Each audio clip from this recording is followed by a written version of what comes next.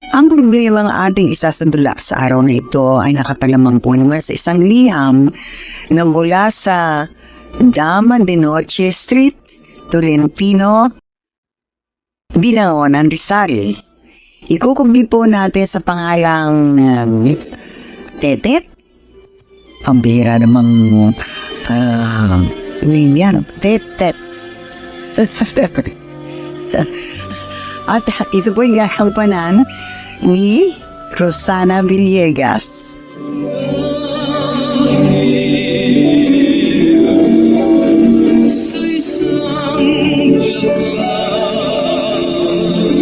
Dear Chadeli, panganay po ako sa 11 magkakapatid. Pero noong 5 pa lamang kami, nagsimula naman po akong magkaroon ng responsibilidad na naging dahilan upang sa edad kong 15 anyos, namasukan na ako. At sa kabila ng pangyayaring yon, lagi naman nag-aaway ang aking mga magulang. Lasing ka na naman. Alam mo naman, kailangan ko ng panggastos dito sa bahay. Puro alak na naman yung inuna mo. Hayop ka! Ay, tamaan ako na, ha? Ha? Simula ka naman. Ano? Bigyan mo ako ng pera para matahimik tayo. Hoy. Ang hirap sa'yo, puro sarili mo. Ang linisip mo. Hoy! Aray ka, sige, asintado ka na, ha? Ba't sumusila ka na? Sinabi ko itong himig na ako. Aray ko! Aray ko! Aray ko! Hindi ka na talaga mo! Huwag kang mangyayari dito. Tigilan niyo ng mag-aaway! Kailangan mo! Maria, talaga tatay mo!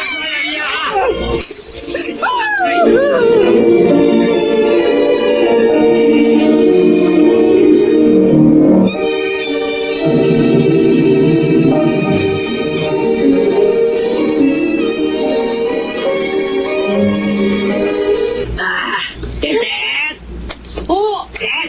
Ano yun? Nasaan nanay mo, ha? Wala ho! Lumayas na naman. Kaya pala walang nagdadala ng pagkain sa akin. Eh, sama na ugali ng nanay mo. Kaya naman, ano ba? Huwag naman po kayo maingay. Lasing ako. Tapos ko lang ipag-iling yung 2 kong maliit na kapatid. O ngayon, Aasikasuhin ko naman yung 3 sumunod sa akin. Paliligo ako, pakakainin. Tapos ihahalid ko po sa eskwela. Pag nagising ko ng 2 maliit, mapipilitan akong buhati sila habang ginagawa ko pa ibang trabaho ko dito sa bahay.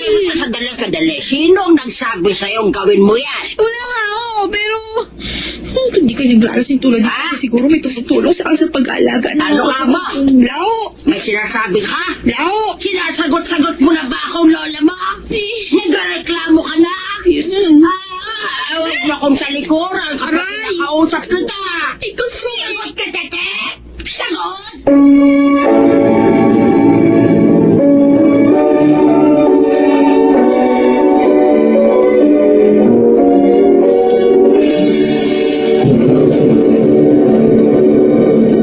Gas up with Petron VPI MasterCard now and enjoy 3% fuel rebate forever only from Petron.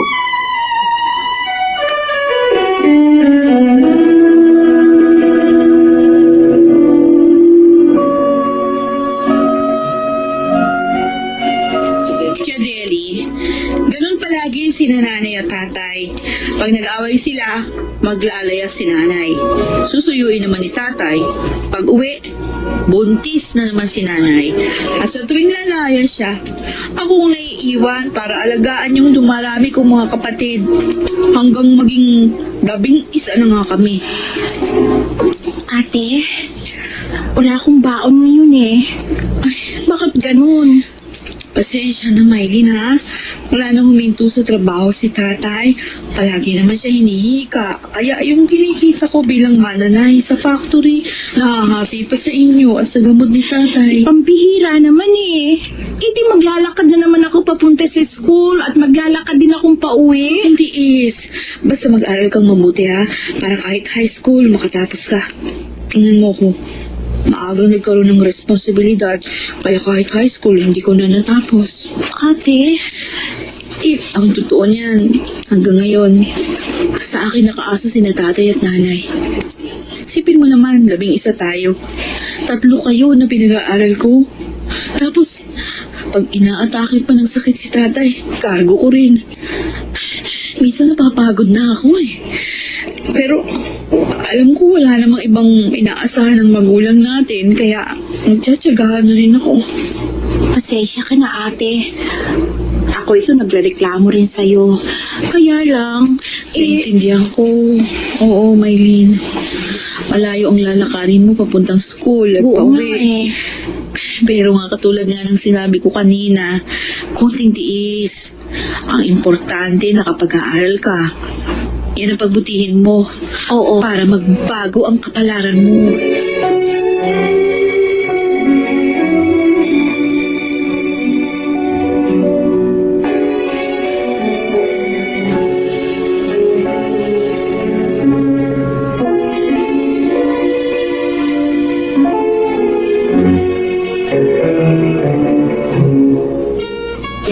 Uy, Tete, pansinin mo naman ang kaibigan ko.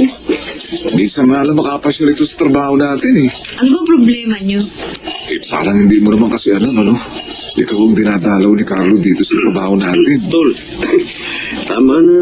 Baka magalit na sa akin si Tete. Salamat, Carlos, sa pagdayaw mo, ha? Pero wala naman talaga akong sakit, eh. Tet, Ano?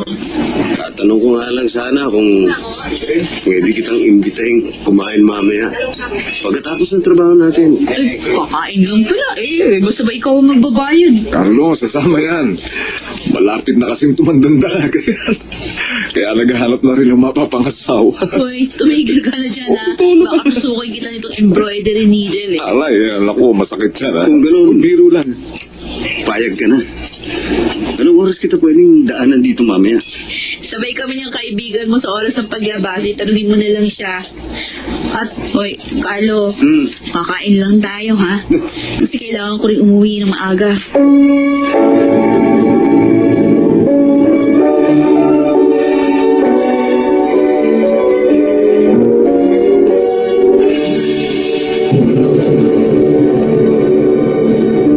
Ito ang tunog ng Magnum 5 Easy Power Insecticide laban sa mga pesteng insekto.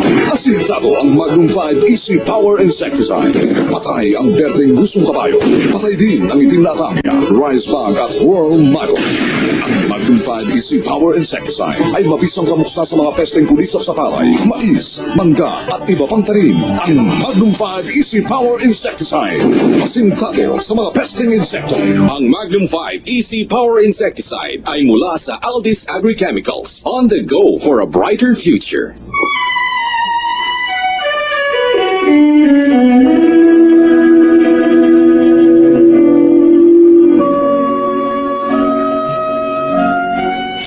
Jadeli, dumaan din ang panahong 7 kami sa aming pamilya na nagkasakit sa baga ng sabay-sabay.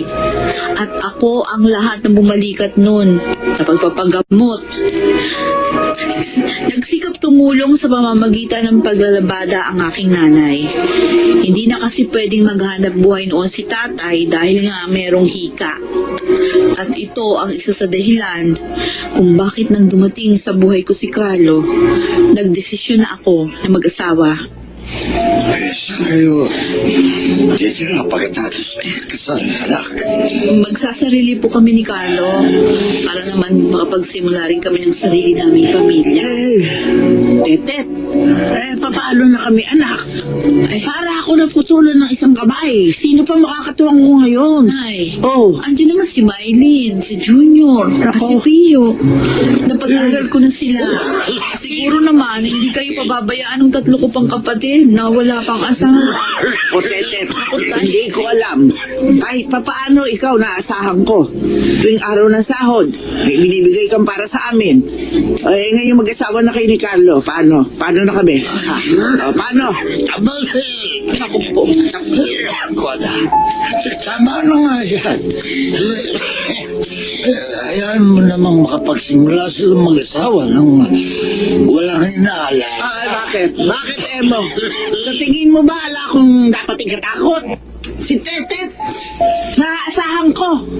Ang iba niyang kapatid, hindi ko sigurado kung magbibigay palagi. Yun ang ikinatatakot ko, Emong. Oo. Pareho na tayong may edad. At kung wala magbibigay sa atin ng regular, magugutom tayo. Nay, hindi naman siguro kayo pababayaan ng mga kapatid ko. Pero pwede pa rin naman kayong lumapit sa akin. Basta may pera rin lang ako. Hindi ko kayo pababayaan ni tatay.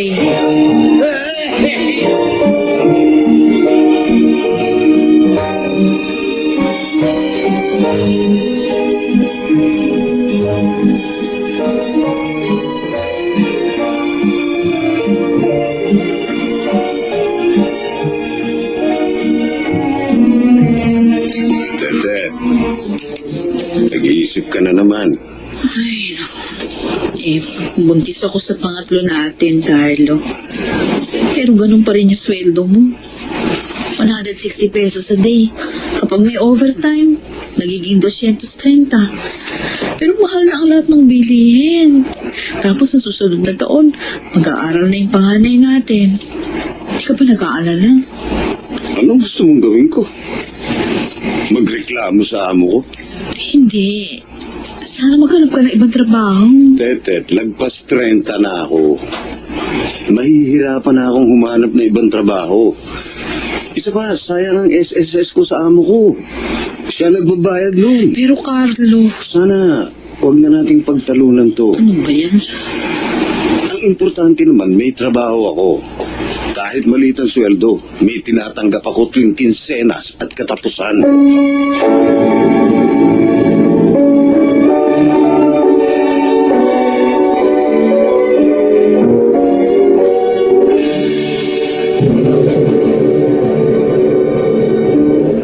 Anak, huwag kalimutang magdala ng payong at kapote. Darating na si Inday. Nay, hindi po Inday. Ineng. Payong? Bakit? Anak, Inday. Yan ang pangalan ng darating na bagyo. Correct si Inay. Inday ang isa lamang sa mga pangalan ng bagyo sa taong ito. Mga 20 bagyo ang pumapasok taon-taon sa Pilipinas. Ang mga bagyo ang pinagmumula ng malalaking alon sa dagat, paglaki ng tubig sa mga ilog, nagiging sanhi ng pagbaha at pagguho ng lupa.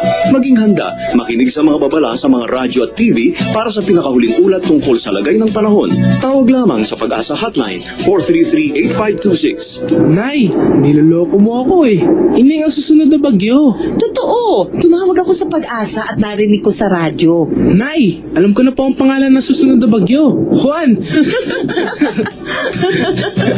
Tandaan, tumawag sa Pag-asa Hotline 433-8526 para sa pinakahuling ulat sa bagyo. Isang paalala mula sa Office of the President, PIA, DOST Pag-asa, UNDP, DENR, KBP at ng himpilang ito.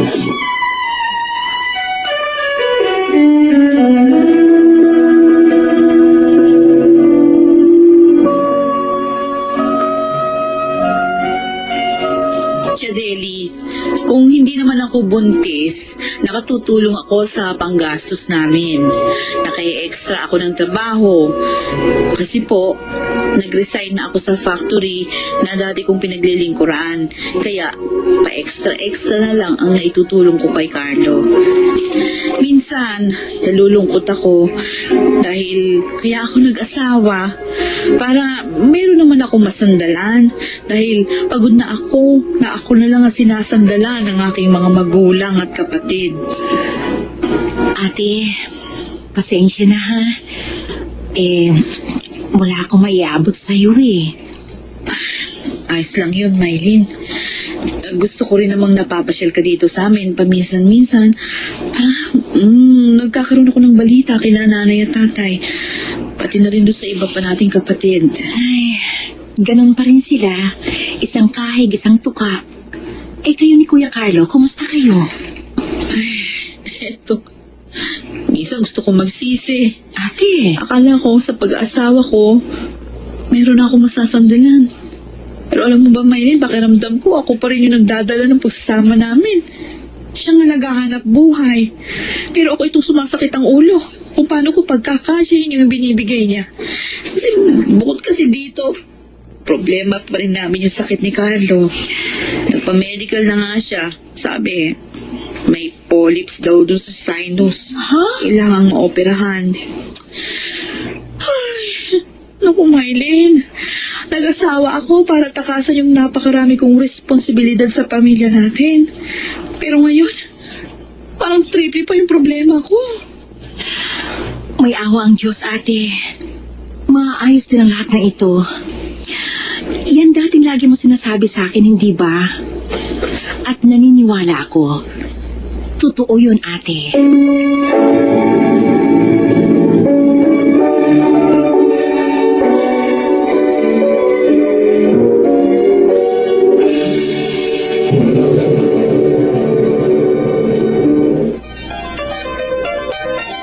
Direktor Renato Solidon po ng FIVOX.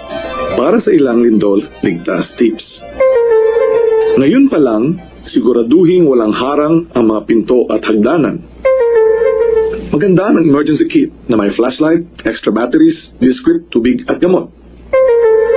Kapag lumindol at nasa loob ng bahay o building, magtago sa ilalim ng matibay na mesa o ligtas na sulok at protektahan ang inyong ulo.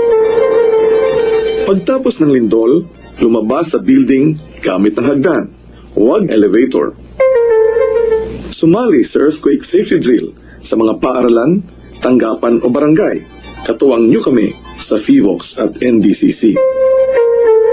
Ating hotline, 911-5061-65. Isang paalala mula sa Office of the President, PIA, NDCC, FIVOX, DOST, KBP at ng himpilang ito.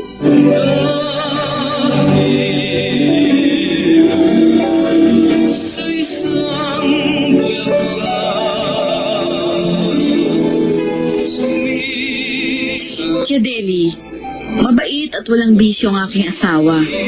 Ang reklamo ko lang, kulang siya sa abilidad para kumita ng mas malaki.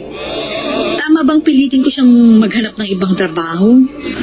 Pangalawa po, saan po kaya kami pwedeng lumapit para mapaoperahan ang polyps niya sa sinus?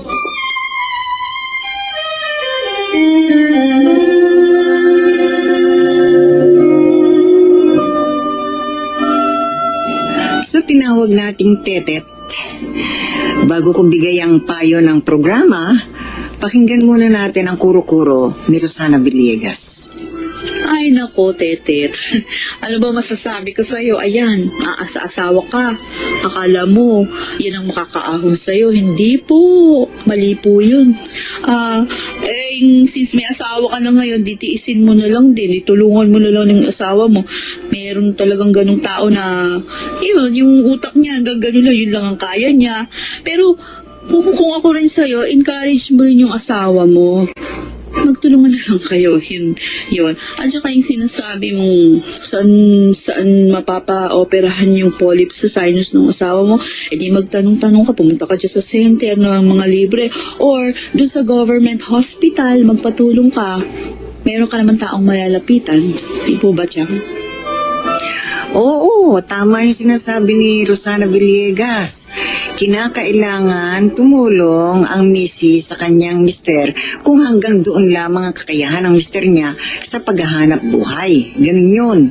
Pero bago ko sagutin niya na, yung 11 anak, kaya, ewan ko ba, nagkakagulo eh. Itong mga kaparian, pagka nabanggit mo ang kondom, nagagalit. Ayaw ng artificial family planning. Gusto nila ay yung natural lamang. Kung natural naman, hindi naman nakakapagpigil sa panggigigil kumisan itong mga lalaki. Di ba, Eric? Biological need po ng lalaki yun eh. Oo, totoo yun. Biological need ng isang tao yun. Kay lalaki, kay babae, biological need yun. Pero kinakailangan isipin, pag may lumabas na anak, palalakihin mo yan, pakakainin mo yan, papag-aaralin, ha? Para mabigyan mo naman ng magandang kinabukasan. Anong magandang kinabukasan ibibigay kung isang katutak ang isang katerba anak? Magkano naman po ang kitain nun eh, kulang at kulang. Kulang at kulang din. Kaya kinakailangan tayo maging practical. Hindi naman nangangahulugan na buo na balalaglag mo pa. Ako, I don't agree. Pero, yung huwag munang makabuo. May spacing, mga 4 years, ganon, di ba? Mukha pong hindi nagdaan ng seminar ito bago nakakasal eh. Kasi doon po tinuturo ka paano Ngayon tamang pagpaplano ng plan ng pamilya. Ngayon bago ikasal Opo, sinaseminar nagsiseminar na. Opo eh. Kaya, Yung magulang niya tamad mag-a-attend ng ganun. oo, hindi naman sa ano pa man, ha? Ako, I agree with family planning dahil sa tanggapin niyo o hindi. Kaya tayo naghihirap kumisan dahil sa laki ng populasyon natin. Overpopulated Pilipinas. Hindi bali sana kung itong mag-asawa can afford. Hindi ba? Gaya kami. Kumonti ng kumonti ang nag-re-reunion sa amin tuwing New Year's Day. Dahil nagsilpunta na sa abroad Kaya nang mag-anak si Bogs, yung aking apo, ng Bakambal, tuwan-tuwa kami. Lalaki. Kaya biglang naging 3 anak. Darami yung magpayo. Hindi. Reyes. Reyes na nga po. Reyes. Magpayo, maiden name ko. Opo. Kung ganon, hindi naman sa ano pa man, can afford kami kahit konti, di ba? Kaya tuwan-tuwa kami. Yung imbis ng pangalawang anak lang naging 3 kaagad. Tuwan-tuwa kami. At mga lalaki pa. Di tuloy-tuloy yung pangalan ng Reyes, ha? Pero kung hindi naman cannot afford, mag-family planning. Para mabigyan nyo ng mainam-inam na kinabukasan ng inyong mga anak. Ngayon, ano itong mga problema ni Tetet? Financial din ba? Opo. Yung para po doon sa polyps at sinus ng sa polyps. Yung sinabi kang idalhin sa ospital gobyerno. Huwag niyo sasabihin, wala akong pera, hindi kayo makapag-opera. Anong ginagawa ng ospital gobyerno? Yan sinasubsidize ng mga buwis ng taong bayan. Ngayon, kung walang ospital dyan sa inyo sa Binangonan, pero imposible, may ospital siyempre doon na gobyerno. Punta ka doon sa Marikina, kay Dr. Lustre, yung ospital namin doon, yung Amang Rodriguez, hindi amoy ospital. Totoo yun. Pati lobby, maganda. Para ng hotel. Hindi naman hotel, basta magandang ospital. Presentable. Presentable. At tutulungan ka ng mga nandun. Tinanong ko yun kay Dr. Lustre. Sabi ko, mga taga Marikina lang ba ang tinatanggap niya? Hindi, gano'n. Miski sino, tinatanggap nila. Kaya doon mo nalang paalis yun. Yung mga polip-polip dyan sa ilong. Sinus yun. Sa ilong, di ba? Okay, ano pa ang problema? Alamin mo. At ang masagot natin. Lagi po, financial. Financial. Mas magandang papatakbo ng pamilya nila. Oo, yun nga, sinabi ko nga nung nag-lead si Osang. Tulungan ang asawa kung kulang sa kakayahan na kumita ng mas malaki. At saka ayaw nang umalis doon dahil iniisip yung future, yung SSS. Tama yun. Dahilan, kung kayo ay naghuhulog sa SSS ngayon, o maaaring employer nyo ang naghuhulog para sa inyo, pagdating ng 60, pensyonado. Ganun yun. Kaya, yung mga nag-aaksay ng panahon ngayon na pabanjing-banjing ayaw maghulog sa SS, ay nako. Magsisisi kayo. Kaya hanggang bata, maghulog kayo sa Social Security System. At nang pagdating nyo ng 60, meron kayong pensyon.